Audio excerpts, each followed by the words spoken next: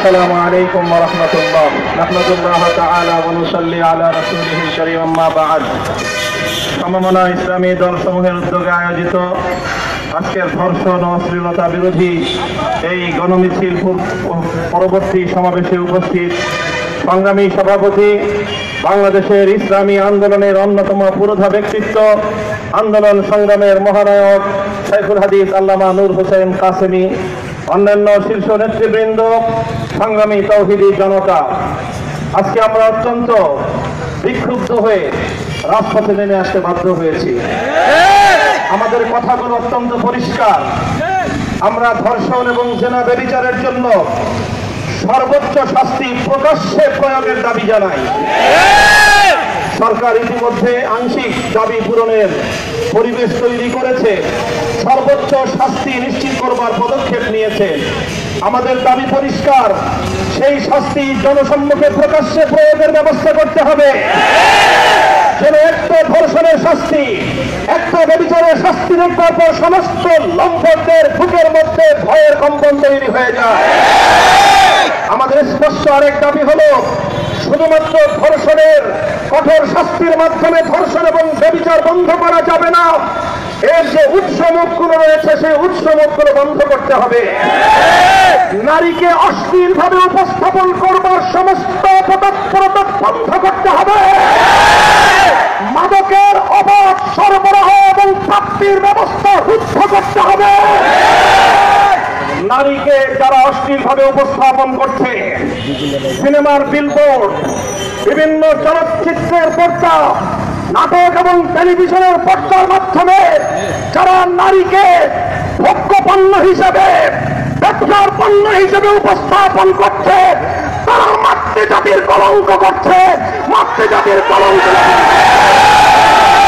আমরা একটা সময় পর্যন্ত দাবি জানাবো, সরকারকে বলবো, এই যে রাস্তাঘাটে বিভিন্ন বিলবোর্ড, বিভিন্ন ডিজিটাল অ্যাডভার্টাইজমেন্ট, বিভিন্ন সিনেমা হলগুলোতে নাটকের নামে টেলিভিশনগুলোর পর্দায় নারীকে অশ্লীল ভাবে উপস্থাপন করার এই প্রবণতা রোধ করুন, এই অপতৎপরতা বন্ধ করুন।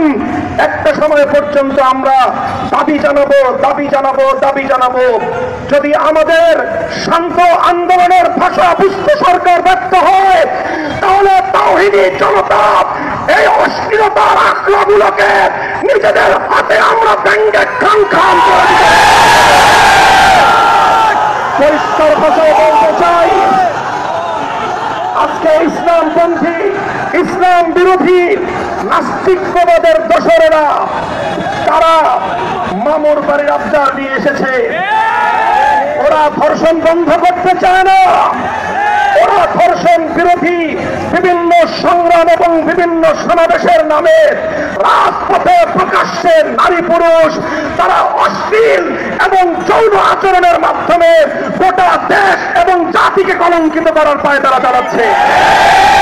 এর চেয়ে বড় কথা, বাংলাদেশের আলেম সমাজের ওয়াজ মাহফিল, কোরআনের মাহফিল, আলোচনার মাহফিল, ওয়াজ এবং তাফসীরের মাধ্যমে যেখানে মানুষকে নীতি নৈতিকতার শিক্ষা দেওয়া হয়, স্বাধীনতা শ্লীলতার শিক্ষা দেওয়া হয়, সেই ওয়াজ মাহফিলগুলোর বিরুদ্ধে আজকে তারা বিষোদ্গার শুরু করেছে। আমরা বুঝি না এটা কি সরকারের সাথে তাদের কোনো পাতানো খেলা কিনা। একদিকে তারা দাবি তুলছে ওয়াজ মাহফিল বন্ধ করতে হবে, আর একদিকে প্রশাসনের বিভিন্ন জায়গা থেকে ওয়াজ মাহফিলের পারমিশন না দিয়ে সারা দেশের ওয়াজ মাহফিলগুলোকে বন্ধ করে দিচ্ছে। আর একদিকে গোটা দেশে সিনেমা ব্যভিচার ধর্ষণের উস্কানি দেওয়ার জন্য অশ্লীলতার আখড়া সিনেমা হলগুলোকে উন্মুক্ত করে দেওয়া হচ্ছে। আমি জানি না আগামী দিনে মাহফিল বন্ধ করে সিনেমা হল উন্মুক্ত করবার কোন পায়তারা যদি চালানো হয়, তাওহীদি জনতা সিনেমা হল দখল করে মাহফিল বাস্তবায়ন করতে পারে।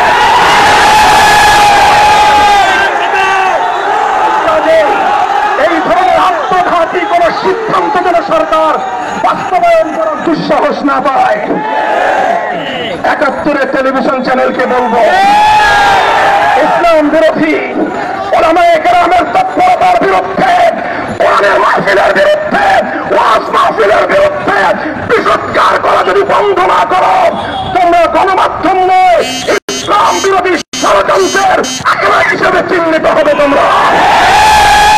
তোমাদের ব্যাপারে ভিন্ন কোন সিদ্ধান্ত গ্রহণ করতে বাধ্য হবে। আল্লামা নূর হোসেন কাসেমী শীর্ষ নেতৃবৃন্দ নিয়ে আগামী দিনে আন্দোলন সংগ্রামের যে কর্মসূচি ঘোষণা করবেন,